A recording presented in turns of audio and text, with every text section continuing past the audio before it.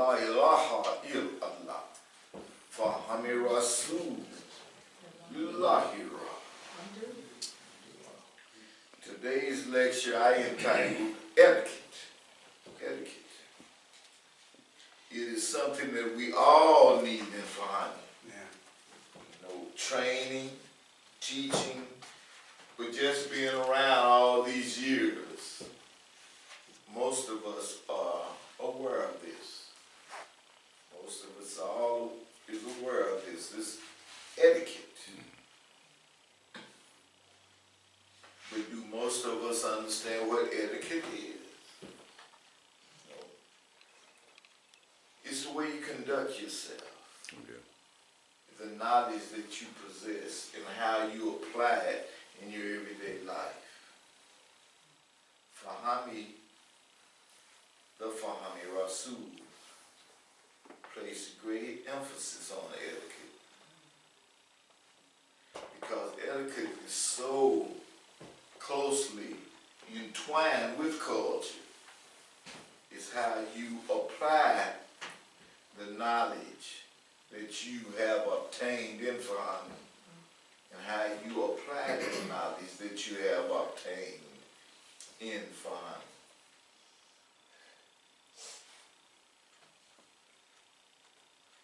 How we look upon a thing in our actions, in our deeds, the way we see things is etiquette.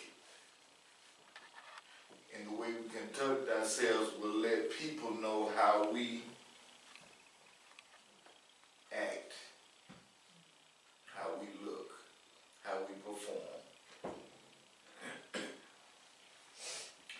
Listen carefully and try to absorb what I am saying to you this morning. Of all the Bibles, the Quran and the Holy Fahami Gospel is the most sensuous in imagery. The Holy Prophet Muhammad, at the height of his power, declares, surely the day of judgment shall come. He swears by the foaming waters and the grim darkness, by the flaming sun and the setting stars, by Mount Sinai and by him who spanned the firmament, by the still small voice and the human soul, by the Kaaba and by the book, by the moon and the dawn and angels, by the 10 nights of dread mystery and the day of judgment. All of these things await us. For those who have knowledge of such things, there is no problem. These are all things and situations that we will go through in spirit and in matter and in the mental realms when that time comes. And it would behoove all of us to be aware of these things that are sanctioned by the Most High to come our way. We all must come that way. Infidelity must cease, assuredly, under the very influence of the Holy Fahami Gospel. The wild Negro or black man in America can be converted into the most powerful people in his time. I'll say again, so-called Negroes in this country and the black people in this country, those who know and understand what black means and who they are, they know and understand that everything will come unto them in time. In time. The wild Negro, and I said Negro, they think they have a lock on what's going on in this country, but they don't. They have a distorted Western or Christian view of the way things should operate in society, in culture, in civilization. But they have been indoctrinated into a false viewpoint of the way things should run. But the black man, the Hamite, the Kimite in America, those are the ones, and even to a certain degree, these so-called Negroes, they will be converted. And our people, the black ones, who have a black consciousness, they will be converted into the most powerful people of our time. What does the first Fahmy Temple commandment order us to do? What's the first commandment of our temple order us to do? The first commandment of the temple orders us to respond and assist at the holy sacrifice of the temple on Sundays. Today, as well as our own obligation. We must do the things that we have been ordered to by our prophet for our temple and for ourselves. Do these things. A lot of us think we are taking care of ourselves, when in actuality, we are not. If you don't take care of your race, you are not taking care of yourself. Most of us are under the false pretenses that if we get all of our business individually taken care of, we good. But this is not so. You have to take care of the business of the race. If you don't take care of the race, what background, what backup do you have for yourself? The race is you, and you are the race. But no, most of us think, let me get mine. Let me get mine. But when you get yours, you don't have it. It can be taken away from you. We've seen this.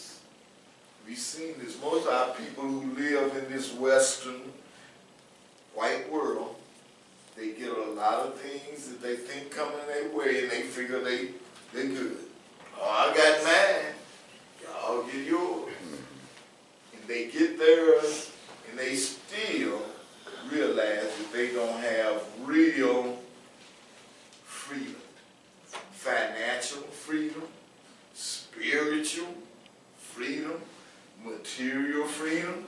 They don't have it. But they think they do. They think they do. But it can be taken away from you when it's not real freedom, when it's not real independence. It can be taken away from you in a blink of an eye. But we Fahamis understand this. Listen, O my beloved sons and daughters of Ethiopia. The black race The black nation is lost in a sea of darkness without the proper knowledge and understanding to find their way. Our people don't have the proper knowledge and understanding to find their way. They cannot chart a safe course for tomorrow, for they do not and cannot see nor know their own history. You must know your own history before you can chart a proper course in the way you can go individually or plurally, or the race in a certain direction. You cannot go in the right direction unless you know your history. Unless you know your history. Our people still in this country do not know their history. Just ask them. You all know they got this stuff called what, Ancestry.com or something like that. That is not, that's a start. But it's not a proper way where we can really know our own history. We got to know our history to know where we must go in this world, to know the proper direction in which we must go. We cannot chart a safe course for tomorrow or a safe course for the future. The future is tomorrow. Where will the black race stand tomorrow? We know where we stand today. It's not very good in either direction. Upward or downward. Upward is best. But we not going any good, downward.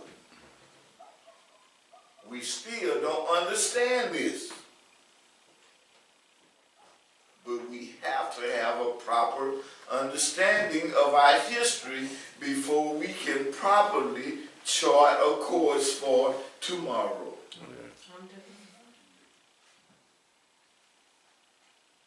The Hamites, Ethiopians, have tried the light of Europe. We have tried the light of China. We have tried the light of Israel. But they give a distorted glow. Casting false shadows. They cause the Hamite, they cause the Ethiopian, they cause the black to sail into rocks and shoals. Once again, study your history. Study your association with the European and other nations outside of yourself and see what your associations with them has led our people. Yeah. We've been crashing upon the rocks for centuries now, and yet we still choose as a nation, as a people, to get on board with them. And we've been crashing. We have not been advancing. The little bit of advancement we have did as a race and as a people and as individuals has did the race any good. Maybe a few individuals, yes. But as for the race, those few individuals do not have any kind of solid background to keep them going, to keep our civilization, to keep our nation afoot and growing properly. The black race is still seeking. We are still seeking. That's why a lot of us has got on this Ancestry.com thing. They still looking. They still don't know who they are. Let me get on this. You know what I mean? And see where ancestry leads them. And you know, when I say ancestry, I say Ancestry.com leads them. Look where that still leads them. But we are, it lets you know that we are seeking to know who we truly and really are.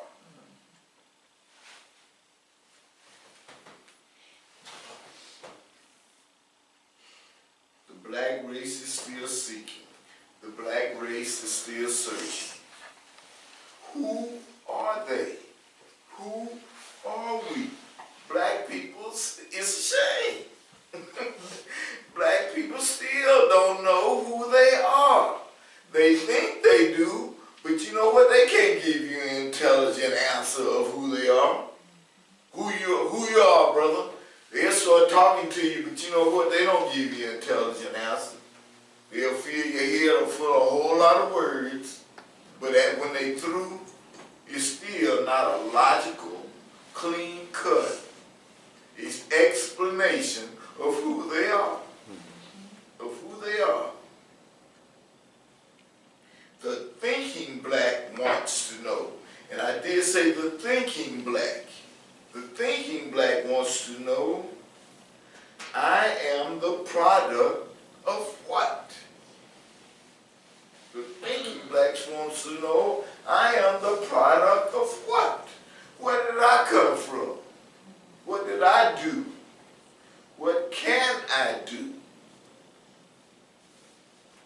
Why should the African take pride in producing the menial in entertainment? Because that's where we still get the most recognition. In the entertainment field or the athletic field.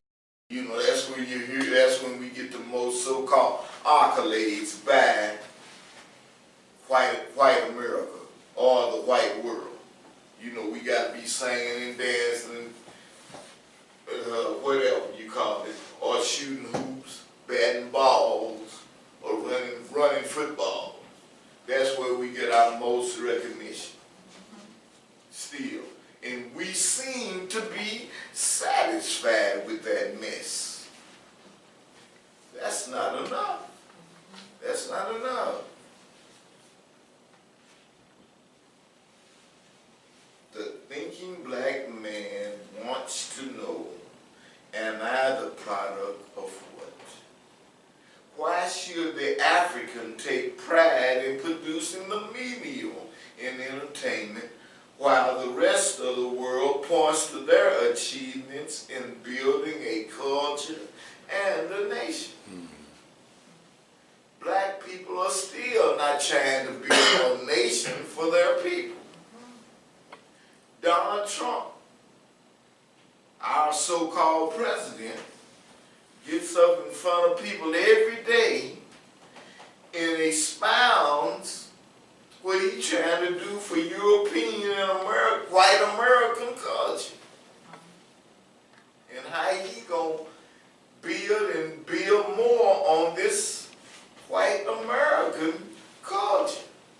But when black people get up and speak, nothing. You know, nothing in the way of our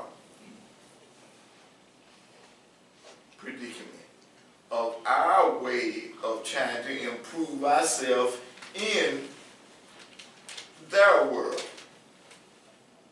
Their world again. And I did say their world. What is prayer? What is salat? What is prayer?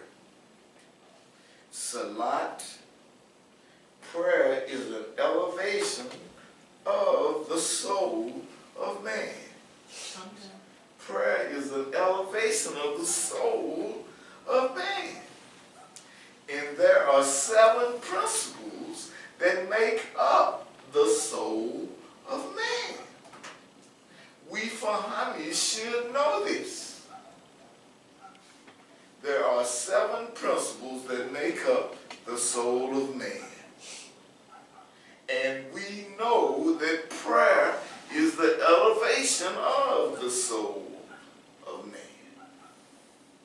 I won't get into the seven principles that make up this soul today. But be aware and stay aware that there are 7 principles that make up the soul of man.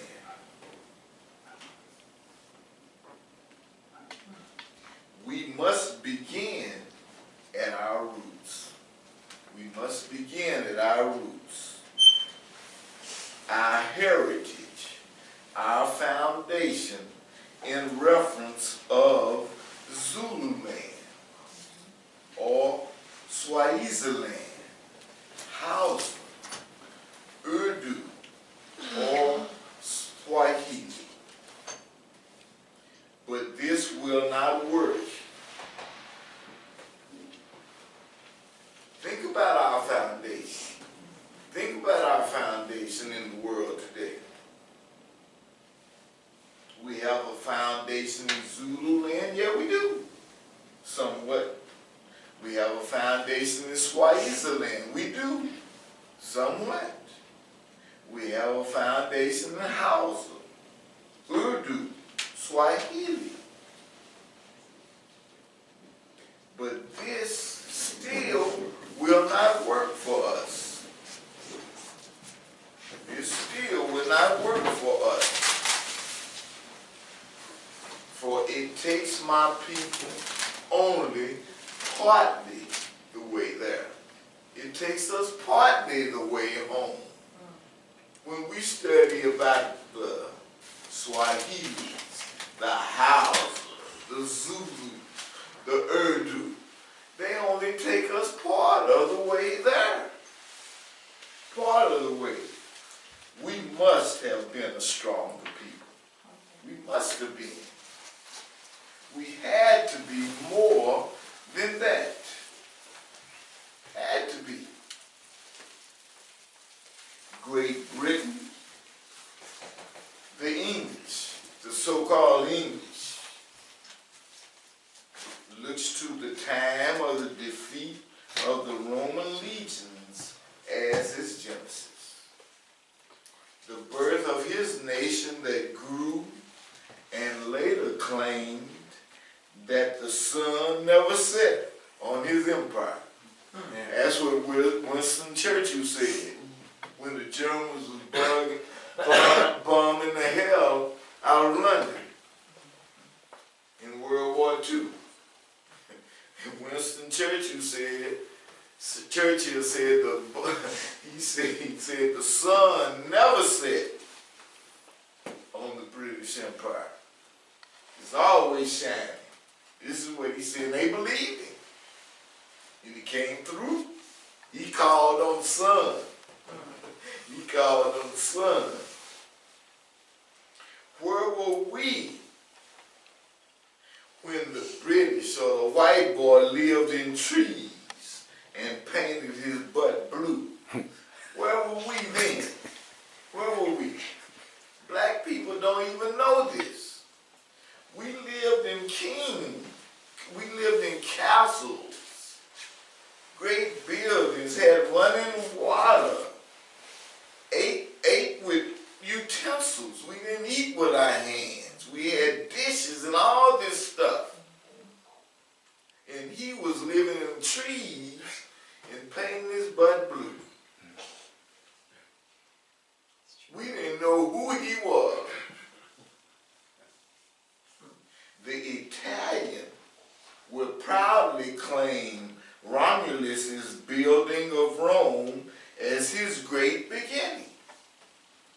Romulus and Remus, if you know the history of Rome, 2 wolf boys. Wolf boys now. The birth of his nation that grew and later claimed that the sun never set as back in Great Britain. The Italian, the start when tribes from the Po Valley to Sicily were united as a nation.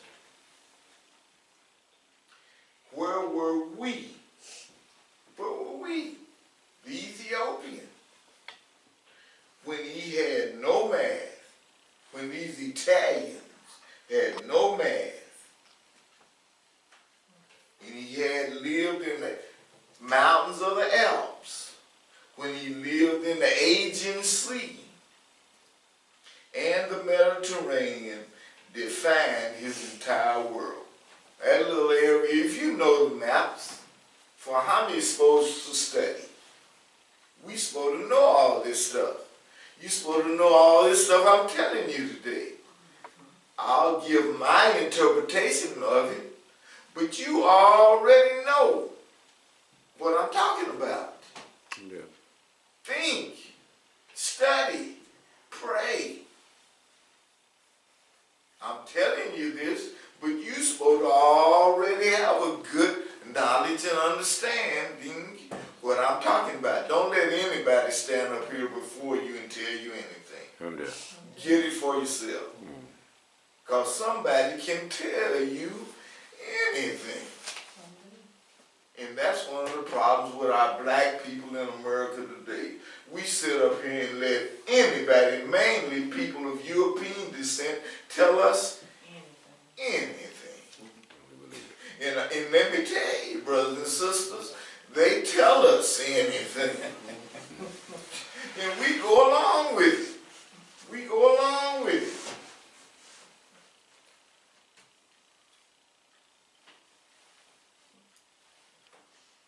But they came in the Po Valley all the way to Sicily, and they were united as a nation. The German, he anchors his nation's history to Arminius, who by unifying the German tribes of the Wazir and Ruhi, wiped out 18,000 soldiers and 20,000 merchants and bureaucrats of Rome. Rome tried to move on up into Europe, but the Germans weren't going for that.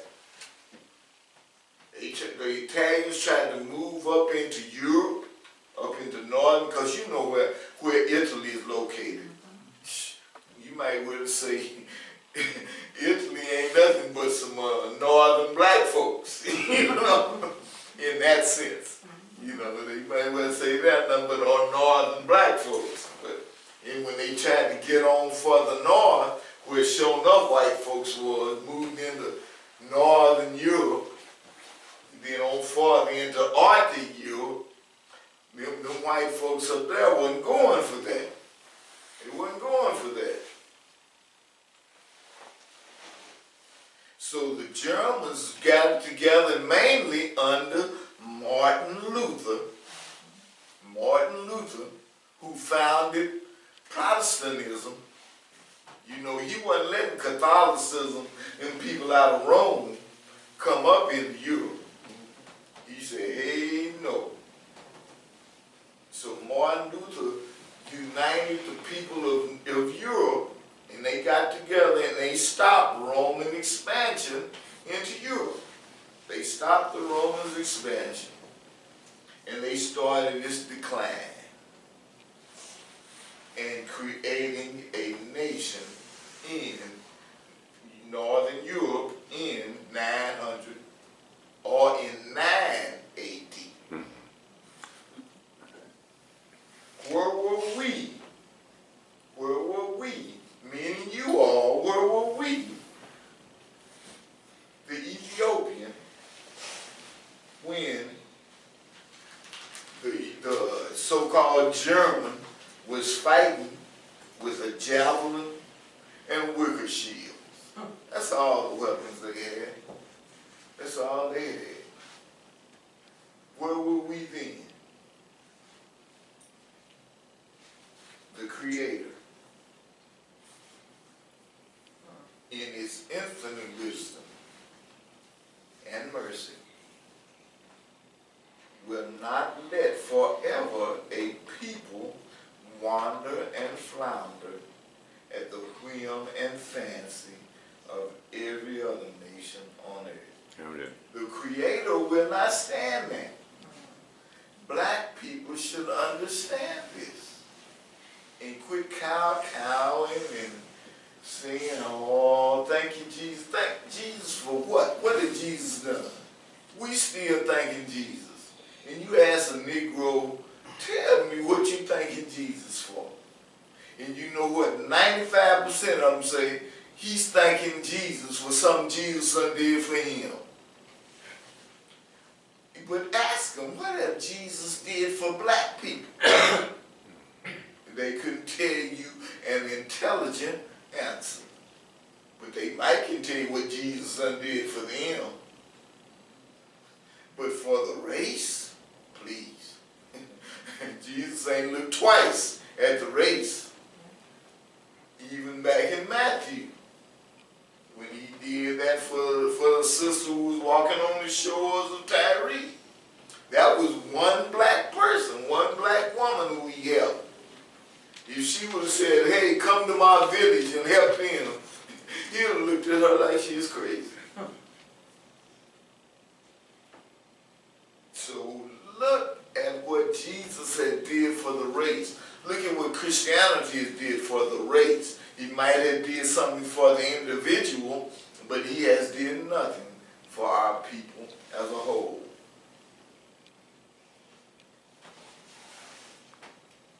The Creator, once again, in its infinite wisdom and mercy, will not let forever a people wander and flounder at the whim and fancy of every other nation on earth.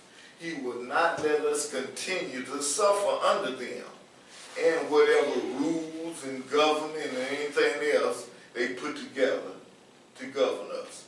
We will not continually stand for that mess. That's why the world seems to be so scrambled and everything, because people are rebelling against these lies and untruths and dirtiness that the white race is perpetuating in the world today. That's why all this stuff is going on in the world. Everybody is upset. Everybody's disgruntled with what's going on because they're not getting treated properly. They're not getting treated properly.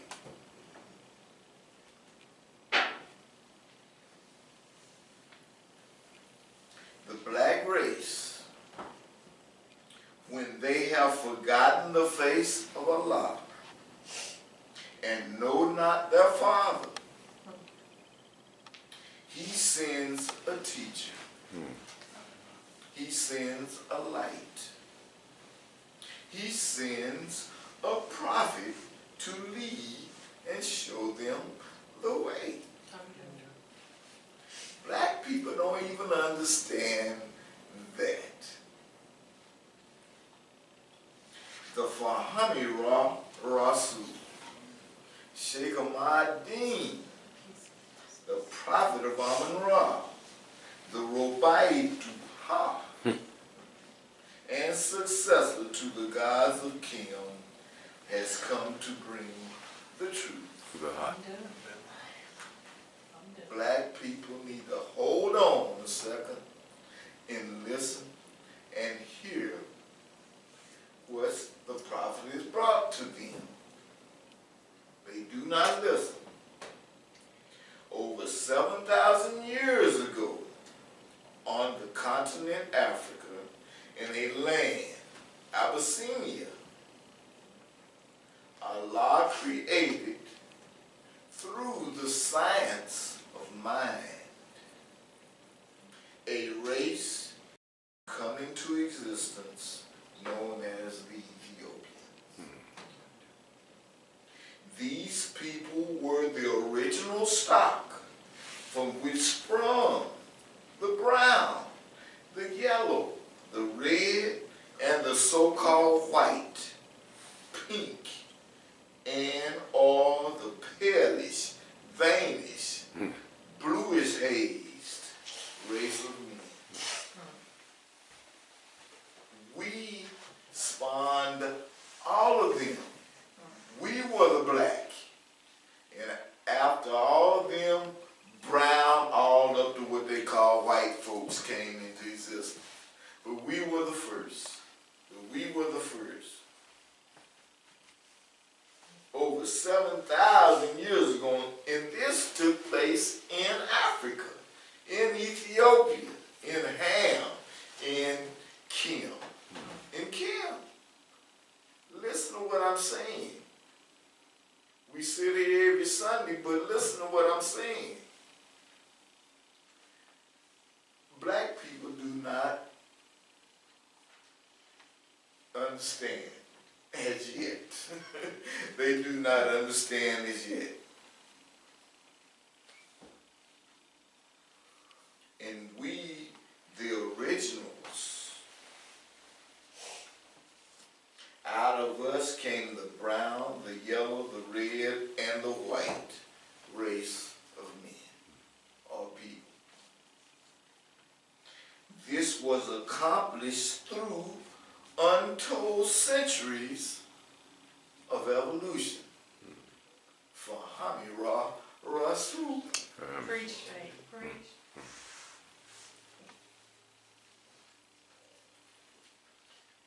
Migration of the races, migration of the creeds was very slow in those days. The tropical sun beat down its fierce heat as seasons came and went, scorching the skin and crisping the hair of men. So today the world looks on the black-skinned people in amazement. The world still looks upon in amazement because they done tried so hard to keep us down. You know what I mean? So many things they have put together, so many plans they have put together to hold us back. Every time we sleeping, they still working. They trying everything they can do to keep us asleep. The main thing they using is drugs and alcohol. Then the next thing they use is their women. They'll throw that on us in a minute.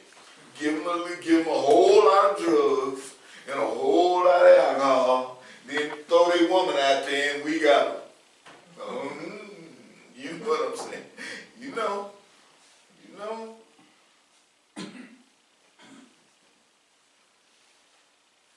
Scorching the skin, this heat scorched our skin. And they crisped our hair. So today the world looks on the black-skinned people in amazement as they huddle in their jungle homes or wade the deep sands of the desert. Walk the streets of New York. These deserts, which were the bottom of the seas when the world was young, the Sahara used to be a fertile, y'all know this, used to be a fertile ground. And now it's just saying, the Sahara used to be water and oases and all of this stuff. And now it's an ocean of sand. Now it's an ocean of sand. Travel was considered a hazard in those days. The only magic that lured adventurous souls were creeks and rivers. That was the only magic. Along the banks of the rivers, our people traveled, stopping now to eat, then drink, and again to rest and sleep. But they established villages and cities and established civilization along the banks of rivers and creeks and lakes and ponds. This is where life in cities and civilization flourished. Therefore, our ancestors, beginning at the source of the Nile or the Nile, tilled the soil, built the cities on its banks along its entire length, and men called the valley Egypt, or the edge of the world. For this was as yet the only known parts of the world, or earth. And the black people who lived in this portion of Africa were called Egyptians. We established civilization along the banks of the Nile. This is where we grew to be great and mighty in the world. Everybody came that way. Everybody came that way. Even after we migrated out from there, the people came back there to gain knowledge, to learn how to live and conduct themselves. They came back to us. Black people don't even know that. Sad. These Negroes have been taught through Christianity or through Western education not to pay any attention to anything that has to do with themselves. And they don't even understand it yet. They still don't understand it. What is conscious? What is conscious? And not wake up becoming like unconscious. I'm talking about your conscious. Your conscious. Your conscious. What is conscious? Conscious is an inward power. Conscious is an inward power that enables us to distinguish between good and evil. Yeah. Man's first religion was in the simplest form. The first religion that existed in the world was of the simplest form. And the purest form of worship of the great infinite that has ever been taught and followed on this earth. The first religion that existed on this earth and that was brought into being and developed by our people was the greatest that has ever existed on this earth. The first that came into existence by our people, that we put into existence and that we built and developed, was the greatest that ever existed on this earth. Yes, I'm doing. Was the greatest. It was a monotheistic religion.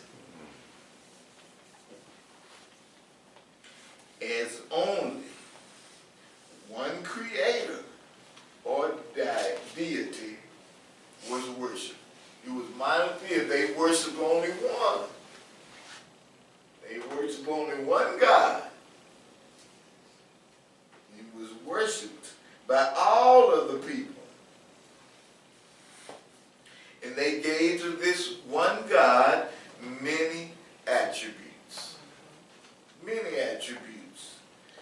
Each attribute having a symbol assigned to it. At the same time, the greatest precaution was apparently taken to prevent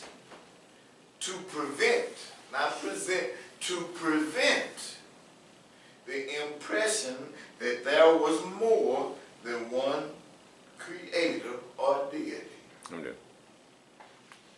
It said that our people took the greatest precaution to prevent. They didn't want people to think there was more than one God. The greatest precaution was taken to tell people that there's only one God.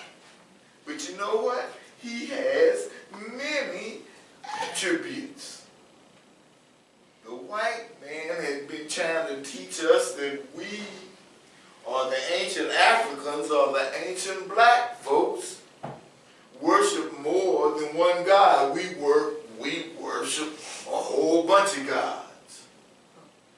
Now this is true to a certain extent, but all those other gods came out of one God.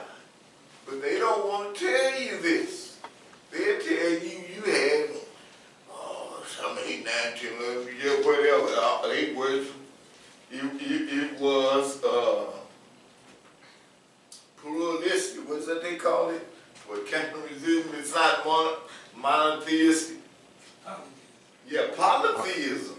See? That's what they want you to think that we did.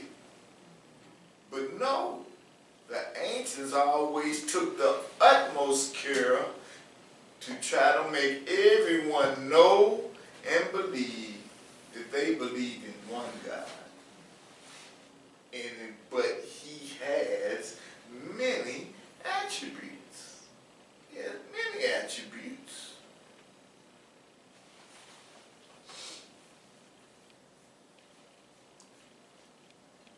Man's first religion was in the simplest form.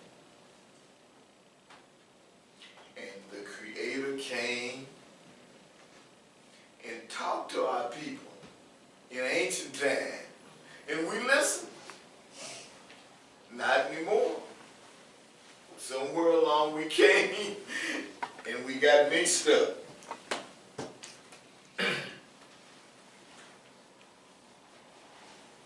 The remnants of man's first religion have been handed down orally from generation to generation for about 12,000 years. It says in the sacred writing. Remember, we talking about the first religion. It's been handed down by what they call them, the griots, the griots, the teachers who taught by mouth. You listen to what they told you. You listen to what the griots told you. And this is the way our people pass down their history and their culture. It was handed down by the griots orally from generation to generation for about 12,000 years. And it says in the sacred writings, to man, the Creator is incomprehensible. And being incomprehensible, he can neither be pictured nor named. He is the nameless. Think about it. Man cannot name the Creator. The Creator is before him. Now, man might come in, say, well, I don't know his name, but this is what I'm going to call him. But he don't know his true name. God or the Creator was before man. So how can man even presume to name something that was before him? But we do give a name to that which was before us so we can have understanding. But don't none of us in here know his true name. He was here before you. And who's to tell you that God told you his name? Now a prophet comes to you and that Creator gives him a name, said, I'm going to give you this name, this is what I want you to call me. But they didn't know his name before he said, this is what I want you to call me. The Most High is nameless. Is nameless. To man's eyes, God has many faces. To man's eyes, God has many faces. And each one swears that the one he sees the only true God. And there. Yet they are all wrong, for all are true. For all are true. Our souls, which are our secret selves, show them to us in many or various ways, Goodbye. drawing from the infinite well of wisdom that is hidden in the being of everyone. All of us, says, our souls, which are our secret selves, show them to us in many ways, drawing from the infinite well of wisdom that is hidden in the being of everyone. All of us got it in us. All of us got us in us. Got it in us. And it gives us glimpses of the truth. It gives us glimpses of the truth. You know, if we just use our understanding, Most High will reveal the stuff to us. But in this day and time, who calls on God? Who asks God? And you know, they not. No. They going on by what they see on TV to show them what to do. Y'all know it. They not asking God to show them the way. They turn on the booze tube and say, oh, okay. My goodness. My goodness. They turn on TV for knowledge. They turn on the TV for knowledge.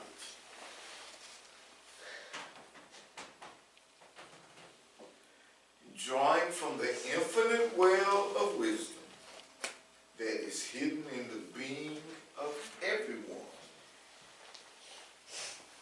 It gives us glimpses of the truth, as they give us who are instructed power to work marvels. We have the intelligence in us all to work marvels, to work miracles. If we just use the intelligence that God gave us, and not the intelligence as we see on TV. Eternity has no end. Therefore, no beginning. Consequently, eternity is a circle. And there. Yes. What do we know about a circle? It has no beginning and it has no end. There it goes. We know this. God is man and man is God. And they both are partners. The seat of his throne is my conscience. We just got through going through what is conscious. The seat of his throne is my conscience, and he is ever present. Goodbye. We, the Hamites, have the knowledge that before Greece, that before Rome, that before Germany, that before Great Britain, before the Bantu, before the Zulu, before the Watusi, we were here. You know this. Come on now. We Hamites, we black folks, we Ethiopians. We were here before Greece. We were here before Italy. We were here before Rome, Germany, Britain. We was here before these Bantus, these Zulus, these Watusis. We were here before them. We were here before them.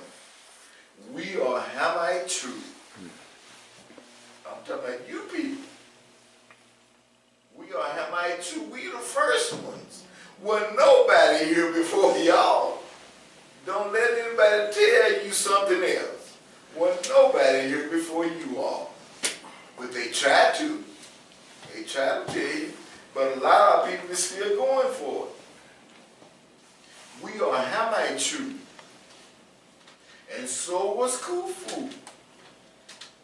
Thus the pyramids belong to us and not the Arabians. Hamites, not Caucasians, taught the world math, we taught the world medicine, astrology, and astronomy, metallurgy, preservation, agriculture, and family skills. I, meaning we, the Hamite, gave the world civil and divine law, moral and ethical standards to match. I, meaning we, discovered fire. We invented the wheel. We computed time and knew the face of God. I'm there. We witnessed creation and was a part of it. We built the first great cities. Thus was first civilized. The world learned from us. Khufu, the first of masonry and greatest architect and engineer. Ori, the first to compute time.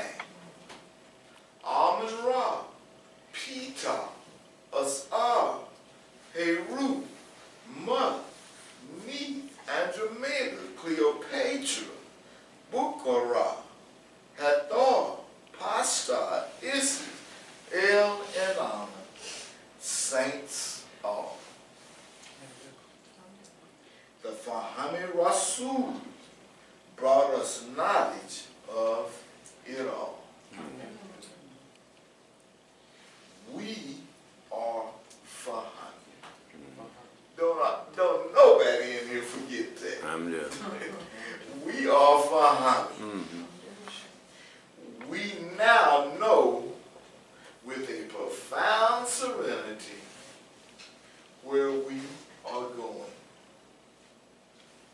We should no longer feel ashamed nor feel inferior.